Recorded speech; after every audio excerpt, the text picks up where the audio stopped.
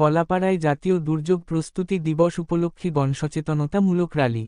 পটুয়াখালী কলাপাড়ায় দুর্যোগের পূর্বাভাস প্রস্তুতি বাঁচায় প্রাণ ক্ষয়ক্ষতি প্রতিপাদ্যের আলোকে জাতীয় দুর্যোগ প্রস্তুতি দিবস উপলক্ষে গণসচেতনতামূলক র্যালি ও আলোচনা সভা অনুষ্ঠিত হয়েছে। বুধবার ৫ই মার্চ দুপুরে উপজেলার নীলগঞ্জ ইউনিয়নের পাখিমারা বাজারে এই র্যালি ও আলোচনা সভা অনুষ্ঠিত হয়।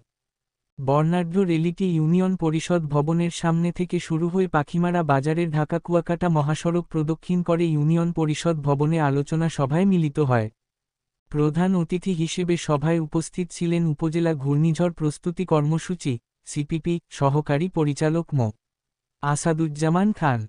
এ সময় অন্যান্যের মধ্যে সিপিপি উপজেলা team leader Mohammad Abdul Motaleb Howlader, Nilganj union team leader সহ নীলগঞ্জ ইউনিয়নের ২১টি ইউনিটের টিম লিডার, সিপিপি স্বেচ্ছাসেবক ও গণমাধ্যম কর্মীরা উপস্থিত ছিলেন।